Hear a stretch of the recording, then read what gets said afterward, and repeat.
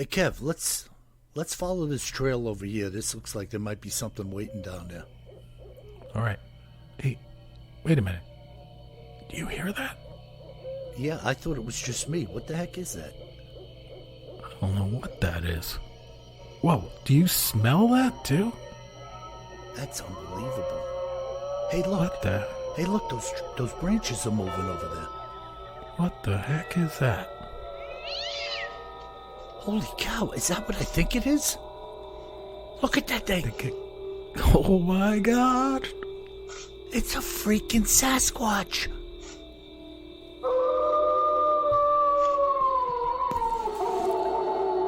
Welcome to the Bigfoot Terror in the Woods Sightings and Encounters podcast. My name is W.J. Sheehan, author of the series of books Bigfoot Terror in the Woods Sightings and Encounters.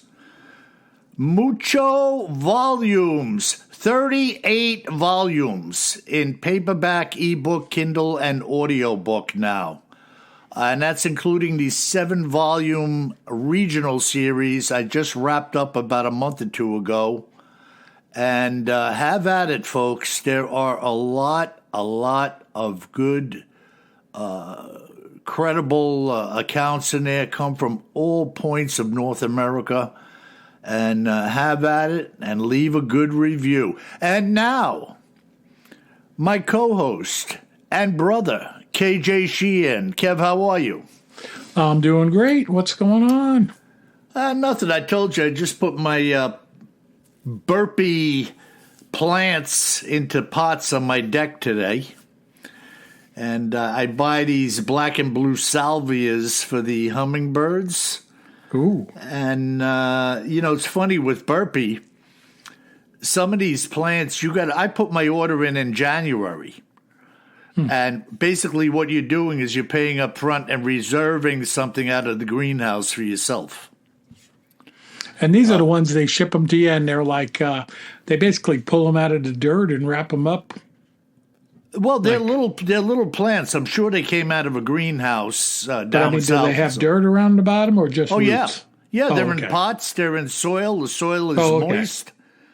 They package them up really good. You just got to be careful with these crazy cardboard containers they make up now. You got to be careful, like peeling stuff away from these delicate little plants. There's a couple of times I snapped one off, being like a bull in the china shop, Yeah. But really cool. I'm very happy with their products. The only thing that's kind of weird, and I argue with them about it every year, is don't ship them out too early. And they always give you that malarkey. Well, you're in zone 7, and according to this and that. And I'm like, I'm telling you, I have had stuff. I have had stuff delivered by them, Kev, in our region when there was still snow on the ground. And I put them in trays by the back door so they get a little light. And, right. It's a disaster, but you're not putting your stuff out in that kind of weather. No. I mean, I remember when I lived up in the Northeast, it was kind of like Mother's Day was really the safe bet. Yeah, and they're shipping them out. A couple of weeks from now. Right. I just got them today, though. Yeah. So. For us here in North Carolina, it's around April 20th or so. So, And I mean, I think it was like April 12th, we had a hard frost. Yeah. I got my plants in right after that, my tomatoes and some rosemary. And my little flower gardens are looking spectacular this year. Like I'm frightened. Like, what's going to happen to them? Am I going to die in 2 months or what? My perennials that come back, they're like magnificent. It's good stuff. I love all this. I love nature. I got to send you a picture. Yeah, I love nature just springing forth anew. Yeah. It's a beautiful thing, really beautiful. Yeah, that's awesome. So where are we going today in our Cryptids in the News and Other Oddities segment? Well, speaking of beautiful weather and beautiful flowers, well, maybe not. We're going to go to the east coast of the UK near Ipswich. Okay. And this account, Bill. We covered it years ago, but it's a classic. Uh-huh. The Rendlesham Forest incident. Oh, yeah, man. That was one of the craziest events I think I've ever heard of, And I heard it interviewed at length with Colonel Holt, the guy who was running the base, Yeah, one of the historic UFO sightings at an Air Force base, a United States Air Force base, although it's in the UK. Right. That's one of the most famous ones and spectacular. I figured let's touch it again. Yeah, no, it's good stuff, man. I always like reviewing our history, And as it said, history's bound to repeat itself, Yeah, fortunately or unfortunately. Yeah. Well, I guess what I'm getting at is we're bound to have another incident like a Rendlesham or maybe a different version of Roswell. I mean, something I think is going to click, and I hope this time around they have everything on the table, Yeah.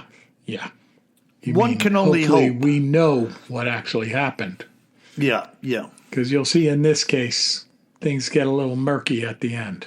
Yeah. Well, let it rip, man. Let's yeah. dig So into again, this. we're on the eastern side of the UK. The Rendlesham Forest is a pretty rural place, although it's very close to the coast. Mm-hmm. And there's a little river or harbor that comes in there to Ipswich, England, which is a pretty famous little tiny port on eastern UK. And it's well known to me because years ago I had the good fortune of sailing a sailboat out of Ipswich.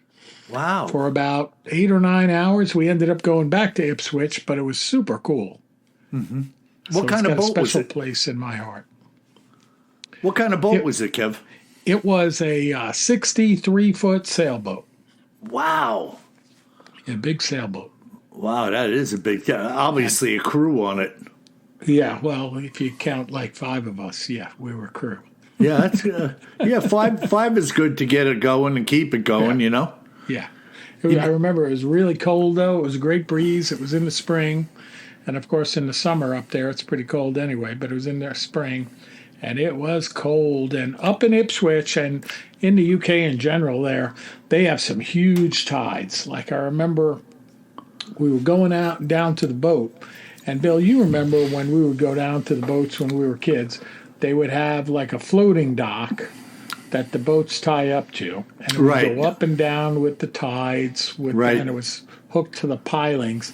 And then there would be a ramp that and the ramp was hinged with wheels on the bottom that would roll on the floating dock. So as the tide went out, the ramp would be steep, and as the tide came in, the ramp would be flat. Right. A relatively flat. What I remember in Ipswich was the tide was medium, so, it was at a little bit of an angle, maybe a 30-degree angle. We're walking down the ramp, and there's a big fat rope like they used to have in gym class running down on the ground in the middle of the ramp. Oh, isn't that interesting? So like your feet are on either side of the rope. And I said to one of the local guys, that was walking us down, I'm like, what the heck is a rope for? And he's like, well, you're going to need that when you come back in. And I'm like, what do you mean we're going to need that when we come back in? And he's like, the tide's going to go out so far while you're out that you're going to have to use that to hold on to as you climb up this ramp. Oh, it's going to be so steep. You got to kind of hold it like you're climbing the side of a steep face of a mountain. I mean, you're holding it like you're climbing up a building like Batman and Robin in the old days. Oh my God! So really, you couldn't even use this area if you weren't in good shape. No. Wow. Yeah. Wow, isn't that big interesting? Tides there? Yeah, really incredible, man. Wow. But back to the account. Yes. So it happened around 3 a.m. on the 26th of December, so the day after Christmas, Boxing Day, as they call it, in 1980. Yeah, it's a while ago. Yep. Yeah, and they say that a security patrol near the east gate of RAF Woodbridge, so this is a U.S. Air Force base that's on the RAF base of Woodbridge, saw lights apparently descending into the nearby Rendlesham Forest. Mm-hmm. They say these lights have been attributed by astronomers to a piece of natural debris seen burning up as a fireball or a meteor over southern England at that time. That was the report on it after the fact? No, this is I guess quasi after the fact. Okay. But not the full report. We'll get to the full report. Yeah. Yeah. Servicemen, though, thought initially that it was a downed aircraft. And you mentioned Holt, right, who was the commander there. Colonel. Right. According to his memo, when they went into the forest there to investigate, they witnessed a glowing object that was metallic in appearance with colored lights on it. Yeah, incredible. And as they attempted to approach the object, it appeared to move through the trees, and the animals on the nearby farm went into a frenzy. Crazy, huh? Right? We've heard that before. Yes. I mean, obviously sensitive to, I don't care what kind of mental capacity the animals have. They knew something was not right. I mean, they know better. They have that sense. Yep. Like we have the sense too, but they don't have all of the filters to filter it out. If something's wrong, they're not thinking, oh, maybe there's nothing wrong. They just start barking. Yeah, no, that's it. They just go ballistic immediately. Yeah. Wow. And one of the servicemen that was there, Sergeant Jim Peniston, later claimed to have encountered a craft of unknown origin while he was in the forest. That was interesting. Now, wasn't this one light moving around in the trees look like an eyeball blinking? I didn't read about the eyeball, but there's a lot of different accounts here. So Yeah, go ahead. And a few accounts that I looked at. But it was basically very clearly a moving light. And when they got there, they saw it on the ground, like this sphere, with flashing lights on it. So that's really important to remember that these military guys, and they're Air Force people, they know what airplanes look like. Oh, you know what I mean? It's not a big mystery there. Right. So that was at 3 a.m. Just like you or I would. Sure. I'm not going to imagine something But I mean, ridiculous. I'm just saying, they're professionally trained folks that are on duty on the Air Force base. Yep, exactly. So they weren't sitting around drinking a 6-pack or a 12-pack, Yep. They're working at the Air Force Base. Mm-hmm. And shortly after 4 a.m., so about an hour later, local police were called to the scene, but reported that the only lights they could see were those from the Orford Ness Lighthouse, some miles away on the coast. Mm-hmm. So you could imagine. Here the police come, and they're like, oh, you guys, when you were in the woods seeing this shiny sphere with the colored lights on it, no, I think you were actually seeing this lighthouse. Yeah, you imagined a bright, pulsating, intermittent white beacon for colored lights moving through the forest and eventually landing on the ground. And oh, by the way, the guys live on this base, so that damn lighthouse probably keeps them up every night. Like, I don't think they're going to mistake it for something else. Just saying. I'm just saying it's so much BS, always the counter story, which makes no sense at all. No, and folks like, some of you folks that are in the middle of inland countries, you may not be that familiar with lighthouses. I mean, lighthouses have a very regular pattern. That's how they're identified, so Right. It may flash 3 times, basically every second for 3 seconds, and then be off for 10 seconds, and then flash 3 times. They each have what they call their signature. Right. They're not random in any way. Right. So any sailing vessels on coastal waterways would know, that is definitely, Nag's Head. Well, I mean, any vessel. Not necessarily sailing. Any vessel would know. Any vessel. That's the Nag's Head light. And on the chart, on the navigation chart, it'll say Orford Ness Lighthouse, 3-second flash, every 10 seconds. Right. It's Something part like of that. the. It's And it'll part of say the. like white light or green red or whatever.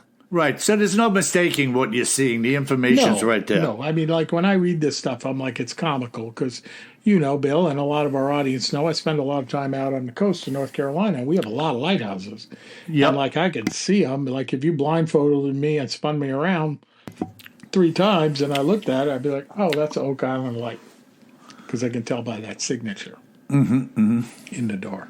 Yeah, and anybody who's familiar with navigation with any regularity is going to be very familiar, like you are, with the patterns. And I mean, if you live on an Air Force base and you have a lighthouse that's a couple of miles away, you certainly know that lighthouse. Absolutely. So that was at 4 a.m. local time where the police said, I think you're really looking at the lighthouse.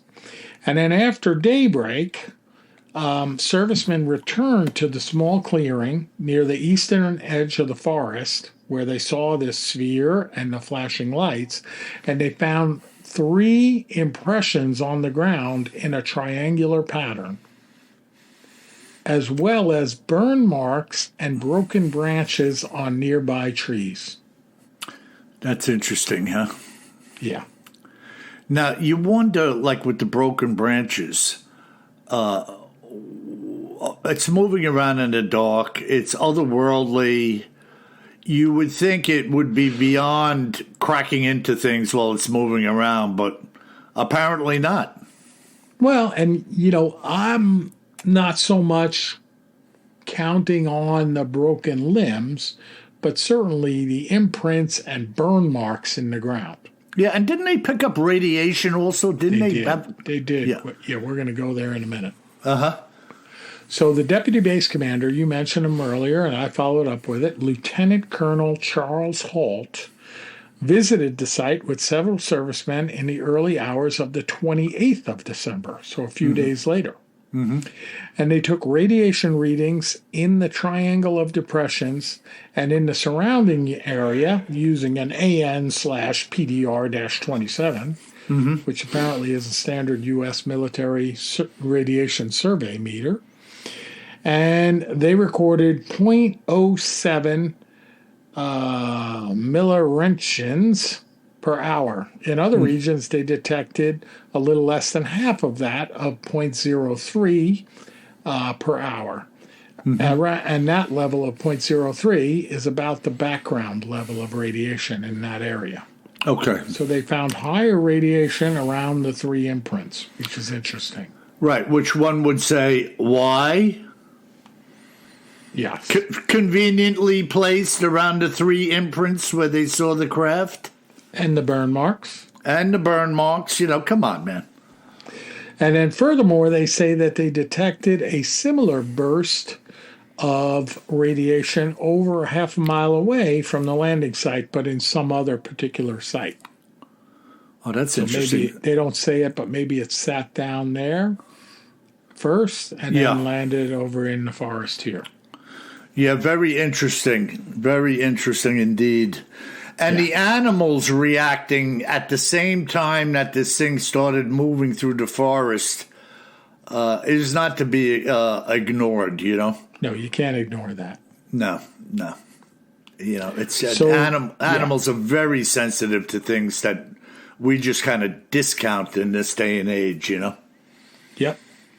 And then also during this investigation period, so in one of the nights, they saw a flashing red light across the field to the east, and they said that was similar to what witnesses seen the first night.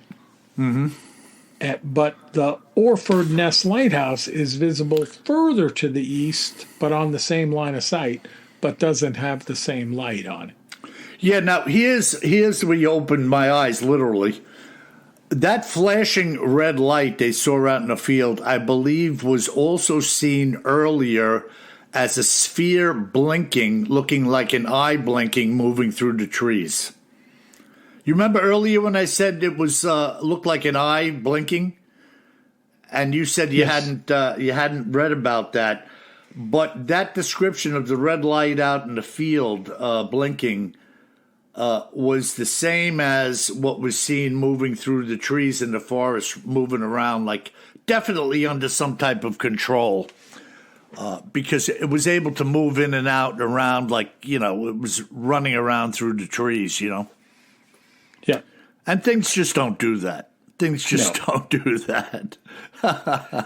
No, and then Holt, right, the commander, he later on wrote that 3 star-like lights were seen in the sky. Mm-hmm. 2 to the north and 1 to the south, about 10 degrees above the horizon, so pretty low to the horizon. Very low, yep. Yeah, and Holt said that the brightest of these hovered for 2 to 3 hours and then seemed to beam down a stream of light straight down from time to time, but not consistently. Mm-hmm. So then the astronomers came along and said, these are bright stars, what you saw. God, I can't stand this stuff. I really can't. Well, I think it's kind of funny. Yeah. Here's a commander of an Air Force base, and they're telling him, what you were looking at was stars. Like the guy never saw stars before. Right, and I've heard Colonel Holt interviewed a number of times. Listen, there are those people that believe, they don't say anything about it, that this was a nuclear base. Right. And there were silos there and nuclear weapons to be used against potentially Russia or any other adversaries over there if something started up. Yeah. But you don't become a colonel running a base like that because you're an ignoramus. Right. So, and this is back in 1980. Yeah. And then in June 2010, where we come to the end of this tale, now retired Colonel Charles Holt, same guy, signed a notarized affidavit in which he again summarized what had happened, then stated he believed the event to be extraterrestrial and that it had been covered up by both the UK and the US. Contradictions between this affidavit and the facts as recorded at the time in Holt's memo and tape recording have been pointed out by skeptics. So, skeptics will say, oh, well, his testimony was a little bit different 30 years later. Yeah, and another thing Holt did, I don't know if it was on his first or second trip out where things were happening, he was carrying a little tape recorder. Yeah, he recorded everything that he was seeing. Yeah, very much so. And look, you think this base commander is going to walk around with a tape recorder and spew bullshit into it for people to listen to? I don't think so, man. Not likely. Not likely. Not likely. Well put, Kev. Not likely. Not likely. And then to deliberately put himself under the lens of extreme ridicule globally for speaking about it? What? Does any of that make sense? Not likely. Yeah. I mean, he obviously had very strong feelings about not only what had happened and what he and his men had witnessed, but how it was treated and or lied about in the public realm. 100%. And, some people don't take kindly to that stuff. You want to stand your ground and say, hey, wait a minute, I was there, and that's not what happened. Yep. Very, very bizarre. The Rendlesham Forest, man. Very cool. Man. Yeah, very interesting, Kev. All right, awesome. Let me move on to something interesting. I'll let you have. If we have a little time, I may do 2 of these. They're not too long. But this grizzly sighting was shared with me by Walter Connors, a resident of the state of Alabama. Been down to Alabama, Kev? Many times. Now, this is what Walter came upon in the Talladega National Forest. Oh, I know where that is. Okay.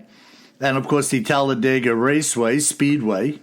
Home of Talladega Nights. If you ain't first, you're last. At that time in my life, Bill, I was living in a city called Pell, that's Pell, Alabama.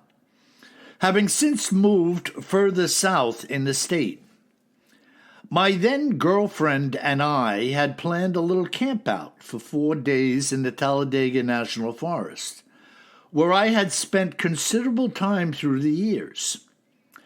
I distinctly remember it was late September of 1988 that we had gone to the park, waiting for the high temperatures of summer to ease off just a bit.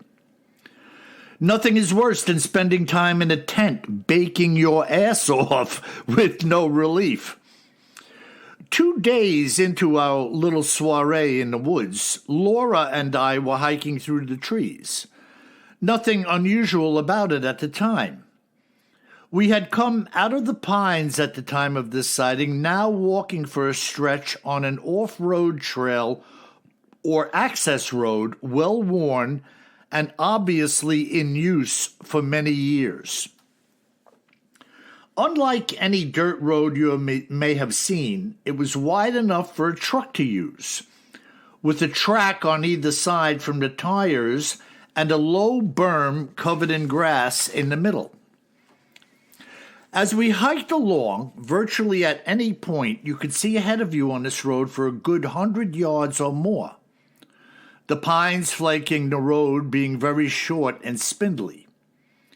These pines, I should add, were not in the best of condition, some of which were almost entirely devoid of needles, not in any way the best-looking area of the park by any means. But then we heard what sounded like a cross between a growl and a bark, like you may have heard when, say, a couple of jackals are fighting over a downed gazelle or something of the sort in Africa. It was faint but noticeable, sounding like it was coming ahead of us in the woods. This type of sound was not particularly alarming to either of us at the time, thinking that it was a couple of hogs furrowing around, which would generally run off as you got nearer to them. So we kept walking. However, what we saw next was off the charts, just plain weird. This road meandered like a serpent ahead of us, and in it we could see a creature of some sort wrangling around with something on the ground. I couldn't tell at the time what angle I saw of the animal, nor could I identify what I saw. Still, excuse me, I had a little choke. Nor could I identify what I saw. Still, it was relatively large and crouched down, apparently tearing into some other type of animal. Now, we could distinctly hear a variety of grunts and growls as whatever this was apparently feasting on its prey. So we stopped, not willing to get any closer. I thought it was a giant wolf, which didn't make sense to me in the area, or the biggest damn coyote man has ever seen, and that made no sense either.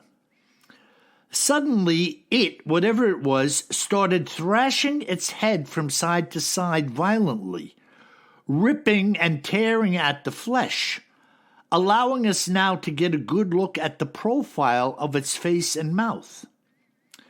Its head was shaped like the most enormous wolf you could imagine, twice the size of the largest shepherd I had ever seen, and there we stood.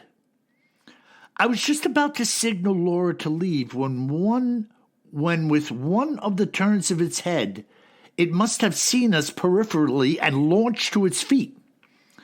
I'm talking about 2 feet on the ground now, standing upright and facing us on the road.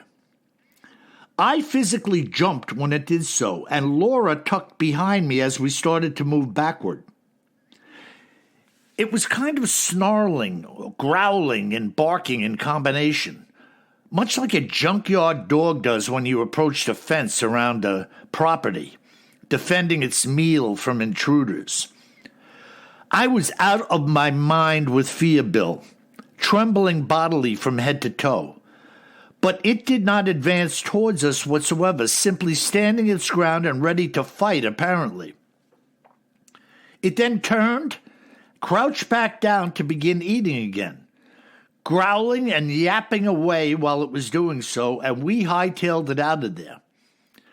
I didn't know exactly where this road would lead us, but we stayed on it, not willing to dip back into the trees, hopeful that someone in a vehicle may come along and pick us up, which did happen about 45 minutes later. This wolf or dog-like beast stood about 6 to 7 feet tall, right out in the open road with no obstruction to our sight line. And it was fierce in every sense of the word. It stood erect on 2 legs and feet, having long arms and hands, being covered chiefly with fur except its chest and stomach area and the insides of its arms. No wonder it appeared so big hunched down on the ground after seeing it stand to its feet.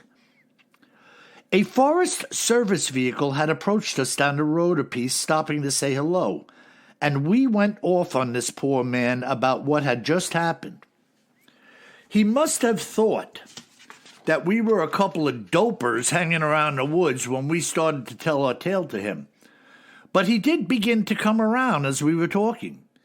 He asked if we would take him to where this happened, and we were unwilling to do so, telling him we had walked for 45 minutes to where we now were, and he took us back in the truck. Later that day, we ran across him again. He had actually driven back up the road and found the remains of the kill. The ground was hard on the road, well worn over many years, but he said he saw some massive canine-type prints. We had some conversation between the 3 of us, and then Laura and I were gone goodbye. Today, I couldn't begin to tell you where Laura is or how to get in touch with her, so that she could tell you her side of the story. It's funny how life has a way of redirecting us. My thinking at the time that she and I would be together for a lifetime didn't seem to pan out for either of us. This sighting had also changed the 2 of us at the time, unable to shake off the visage of what we had encountered. And truthfully, Bill, I wish I had never seen it. There you have it. Oh, I love that, Bill. We haven't seen a dogman-like or dire wolf or whatever the heck that creature was in a while here. That is like totally fiendish. Fiendish is right. And you could see how that would change your lives if, you had met someone, you're hanging out with them a bit, and then you have that kind of experience. Yeah, because, come on, man, that would just scare the living dope out of anybody. Well, you may want to just forget the whole thing. Well, and that's what a lot of people do. Try to put it out of their mind, don't talk about it. It's like a bad whoever nightmare. I was with, I don't really want to see you guys again because you may talk about it. Yeah, it could have been the reason for their separation at some point. That's what I'm saying. I really think it was. We've heard of that before. You know? Yeah. I mean, this demon-like, wolf-like creature, geez. And how about the fact that he described that it didn't advance, it kind of stayed with its food. Like, I guess if they had come closer, maybe something else would have happened, but it was just like, what are you going to do? I know what I'm going to do. Let me finish eating this, and if you have something to say about it, I'll come over there and finish eating you first. My God, 2 feet, 2 legs, standing upright. Oh. Head twice the size of the largest shepherd he had ever seen. I guess he's talking about like a German shepherd. Yeah. And the sparse hair under the arms and the chest. Yeah, it's like a wolf man kind of thing. Yeah. It just... I can't imagine. I can't imagine encountering something. I want something. nothing to do with that, man. Yeah. What nothing do you say? To do with that. You want to dig into another one? This is kind of short, but really interesting. Well, now you teased us into it. I was going to say move on, but okay. Now this is actually from overseas. And this remarkable account was brought to the light of day by Demetrius Peters, a resident of Rhode Island. Demetrius worked as a Christian relief worker at the time of this sighting. I thought, Bill, I would set the stage, so to speak, as I tell you about what we saw and how we came about being where it was when it happened. I volunteered for a Christian relief organization that was involved in what we call works of mercy around the globe, particularly in the African continent. The remote village where we found ourselves was an ongoing project. Our group has been working there for years. We did many things to help the people create a better existence for themselves regarding the quality of life issues. Clean water, education, food, and health care were our main focuses in any location we found ourselves, and of course, Christianity. When you laid a foundation for such people, rolling up your sleeves and doing the dirty work with no money changing hands and asking for nothing in return, it's incredible what the result is. We had already built a schoolhouse there and were deeply involved in teaching people farming techniques to help them sustain viable food crops. This trip I was involved in was to achieve, amongst other things, the digging of a new well for the people, accomplished through an organizational cooperative effort. The typical cost for a well is about $3,000 to $4,000 over there, all of the money coming from charitable donations, with not a single dollar of waste in the process. The result, clean, potable water, and people coming from far and wide to partake of it. So here's what happened and why I contacted you. Everyone gets to know you in these remote areas when you come in. The government, as well as everyone in the regional pecking order, is aware of us being there and makes their presence known right from the get-go. It's an actual event, almost like a party or festival type atmosphere. Several of the region's game wardens were part of what you may refer to as the Oversight Committee. The reality is that they were just a governmental presence, more interested in befriending you, showing you around, and being of help in any way possible. I had been out with them seeing herds of animals and was involved in a hunt at one point, and it was during one of these outings with the wardens that this sighting had occurred. The wardens were mainly involved in tracking and arresting poachers while teaching the native people how to harvest animals sustainably for food, while allowing the resources to flourish. On this day, we were out trying to get a count on some local antelope, keeping a general eye on anything else that may occur in the process. We were outbound in 2 vehicles with 7 men, heading into this grassland area looking for the antelope. Everyone was armed, as is always the case in these parts, except for myself.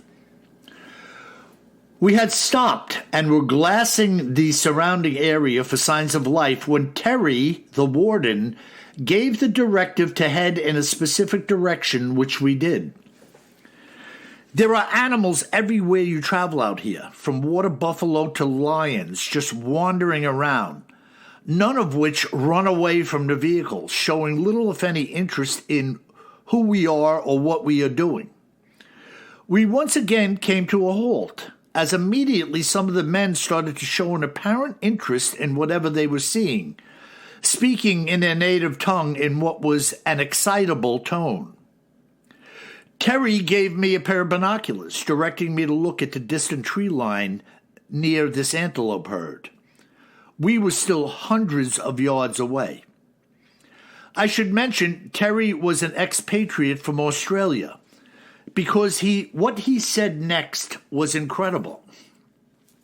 So, I now have a bead on what looks like a man in a ghillie suit moving in the trees, seemingly trying to get close to this herd of antelope. My thinking being it's a poacher. The men already locking and loading in the vehicles. So I said to Terry, "It's a poacher?" And Terry says, "Looks more like a yowie than anything else, mate." Now, I wasn't ignorant of the term yowie or Bigfoot and was aghast at the possibility of what I may or may not be looking at with my own two eyes. It seemed to be stalking the herd. Whether or not it knew of our presence, it didn't seem to be deterred by us. Instead, slowly moving in and out of view in the trees. I could see some members of the herd turning their heads to look in the direction of what possibly may be a predator. But they stayed where they were grazing. Terry spoke quietly to me, saying that the people were afraid of these creatures and rarely saw them, with this being one such occasion. Hence the excitement. Some thought they were demons, the result of enchantment, if you will. Well, just as we were whispering to each other, this creature ran out of the trees at the herd, resulting in them bolting in a dozen different directions, immediately sending the men into an uproar behind us in the second truck. Seconds later, it, as well as the antelope herd, was gone from sight. I asked Terry if we'd go look for it, to which he said we weren't, adding it was a simple act of natural predation and that we should leave well enough alone. He was grinning from ear to ear, obviously overjoyed with the event and having been there to see it, while I, on the other hand, was a little freaked out by the whole affair. The yowie, as Terry called it, was pretty big from what I could ascertain at a distance, but I can't say how big. It was a dark coloration of, say, black and brown, as far as its fur or hair color was concerned, and its body seemed quite thick and sturdily built. What got my attention, though, was when it had committed to what appeared to be an attack. To my eyes, momentarily, it was faster than the gazelles, with the question being, could it remain at that speed and outmaneuver them in its pursuit? Bill, no man could have moved the way this thing had, as far as I'm concerned. I left a week later, having finished my tour in the area, a changed man, and have since taken a different career path. But I will not and cannot ever forget both the Kenyan people and the Kenyan yowie. What do you think of that, Kev? Kenya. First off, I think you got to pronounce it correctly. The yowie. Yeah, we haven't had anything going. Yeah, we haven't had anything going on in Africa before, have we? Kenya. Yeah. So some type of bipedal monster creeping around out there. But you see, Kev, again, you talk about Kenya. Think of the vastness of Africa and the lack or ability of people to be even in or around any of these places or to communicate or to get on a radio station or a podcast, nothing. So... and plenty for them to eat. Yeah, well, I mean, all these large predatory animals... I mean, I'm sure there's some death out there, but you look at these animals, they look healthy for the most part. The fur, everything looks photogenic. And so everybody's eating in a place that looks very inhospitable, Yeah. That's the bizarre part. Like when you look at a desert, say you go out in the desert. Well, yeah, but it's not a sandy desert. It's a... plains or whatever. There's trees, there's some veggies. I mean, it's not a great place, but there's a lot of life there. Yeah. I was just going to make the point about saying like going into a desert at night. And if you know what you're looking at, all of these little creatures running around, hiding in clefts of rocks. And I used to live in Phoenix, and it was like, you'd be out there. My last time, too, not when I was living there, I went back, and it's like, we used to look for these javelinas. Have you heard of them, Bill? I have no idea what you're talking about. No, so javelina is a wild pig. Okay. That lives out in the Southwest in the desert. But unlike wild boars, they're pretty harmless. Like, they don't attack you.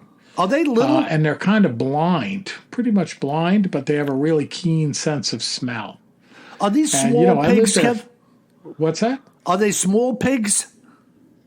I mean, they're not giant hogs. They're probably a few feet long and a couple of feet tall.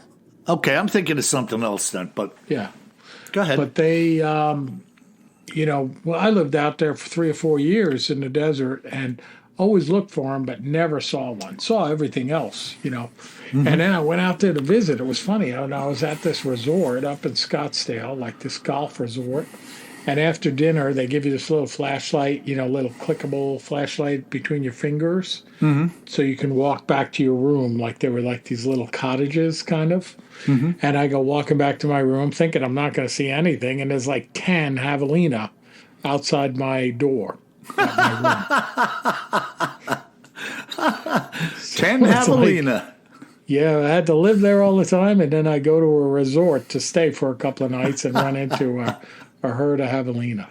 Right. 10 javelina and a partridge in a pear tree.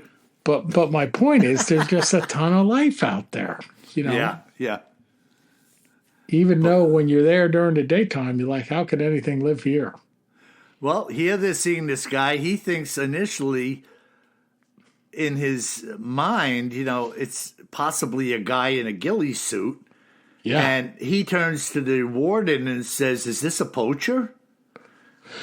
And by the way, that's the logical thing, right? Like if you or I saw it, we'd be like, that looks like a guy in a ghillie suit, even if we weren't in Africa. Right. We're here. You're right. You're not registering a Bigfoot or a Yowie, No. Yeah, some type of big man, Yeah, that would probably be the first thing I would think of. Yeah, very bizarre. Wow. So, and Kev, when it stood up and had red eyes and it stunk to high heavens and growled at me, I'd be thinking not a ghillie suit. Yeah, and threw a 20-pound rock at you from 100 yards away. Yeah, that's a heck of a pass there. Sign him up. Nice job, Eli. Oh, wait, you're not Eli, are you? Kev, do you remember the Munsters episode where the baseball scout was like standing on a street corner and like a hardball came over? I don't know if it hit him in the head or whatever, and he's standing there I think it did hit him in the head. Yeah, where's the nearest ball field? And he says, well, it's like 3 blocks from here. And he was like, we got to get over there and find out who hit this thing, And he goes over there and Herman's practicing, and just mashing the cover off the ball. Yeah, they go talk to him and he's like, oh. And he had that stupid baseball cap on that just sat on the top of his flat head. Sat on his flat head. Yeah. No, that's awesome. Good old Herman. I didn't do a good job imitating his laugh, but his laugh was the best. That's it. You did better. And then he would start jumping up and down, and the dust would start flying around the living room, and everything was falling off the shelf. I watched it a couple of weeks ago, Bill, and it was when he went to the Christmas party without Lillian. And, got a little drunk and was hanging out at the Christmas party, and she went berserk. Yeah. Didn't he have he had some kind of funky velvet blazer on or something? Yes, too, the velvet, smoking jacket, and came home with, he had, some type of party hat on his flat head, too. Stayed out all night and got busted. I got busted. I remember I used to love when Lily used to call him Hermie Baby. Hermie Baby. So, Kev, what do we got in our listener mail? Yeah, let's today? go to some listener mail. Yeah. All right, so our first one comes in from Vanessa. Uh-huh. And Vanessa is from Northern California. And she says, love the podcast and the sibling banter. Just saw a display at a store of Bigfoot-shaped chocolates. Nice. Yeah, and it says, Bigfoot are calling. I don't know how to send a pic to you guys, but I immediately thought of your podcast and bought my 6-year-old one. by the way, my mom is a Squatch seeker, literally going into the redwoods of California to find Bigfoot at midnight during camping. Wow. So, hey, listen, Grandma, be careful, and you better be carrying more gun than you think you're going to need. Yeah, now listen, Kev, what's this lady's name again? Vanessa. Vanessa, if you don't mind, I'd like to talk to your mother and or you, or probably your mother would be the one to see what she's experienced out there, if anything. So yeah, send her an email so that she has your address, and she'll send some pictures too, because it gets a little better here. Okay, go ahead. So she also got her mother a shirt that says Squatch Ma. And it has a female Squatch surrounded by what Vanessa describes as her 8 hellion grand Squatch kids. She says, I'll send pictures of the shirt and the candy if you send me an email. Well, shoot it back out to me again, Vanessa, and we'll hook up. All right. And by the way, Vanessa, I love it that you describe the 8 hellion grand Squatch kids. Yeah. And specify in the email, Vanessa, who you are and that we were talking about you. I'll shoot you out my phone number, and we could have a little couple of yucks on the phone, and I'll give you another address, Yeah. That's great stuff, Kev. I love our listener base, man. Cool. We got one more email, Bill. Okay. From Nikki, another person in Edinburgh, Scotland. Yeah, Mickey. She says, I hope you're both keeping well and enjoying the build up to Easter. Obviously, this was a few weeks ago. Right. We are actually having nice weather in Scotland from something that they call the sun. Almost as elusive as the hairy man himself. Yeah. That's awesome, Nikki. Yeah. She says, I haven't written you in a while, and it's also been a wee while since we've heard about sea creatures in your cryptids in the news section. So I thought that you would like to research a story of a sea creature that was washed up on the beach of my hometown, Girvan, in southwest Scotland in August 1953. Wow. I had never heard about the incident growing up until in my teens in the 1980s, when I read about it in a book of cryptids. But the town was misspelled as Gorvin. So I had asked my mom about it, and she had never heard of it either. She was born in 1954, so just after the incident. Kev, how we spelling this town? Girvan is Girvan. Girvan, okay. And they misspelled it as Gorvin. Okay. There was a photo of the creature's decomposed body. We both assumed at the time that it was probably a hoax or from some other coastal region of Scotland, or possibly both. Fast forward to a few years back in my current job when I was chatting to a support worker in my school who said that he was actually from Girvan too. Wow. Then he mentioned the monster and that his mom and his brother were the ones to actually find it. Wow, isn't that interesting? Yeah, and he's a retired police officer. Okay. Anyway, see what you think. I provided some links, one with a film actually taken at the time. Stick with it. It's a bit short, but there's some annoying Scottish music playing throughout. What could annoying Scottish music have to do with anything? Best wishes, Nikki from Edinburgh. Thank you, Nikki. That is cool. I will definitely look into it. Now, if they had Kashmir by Led Zeppelin playing in the background, it wouldn't have been so annoying. I would love that. All right, Bill, great podcast. That's it for this week, folks. Thanks for listening. And keep listening and keep giving us those 5-star reviews. Fantastic. And remember, folks, if you should find yourself in the Talladega National Forest, Kenya, anywhere else for that matter, You best remember one thing, my friends. Always carry more gun than you think you're going to need. Sleep tight.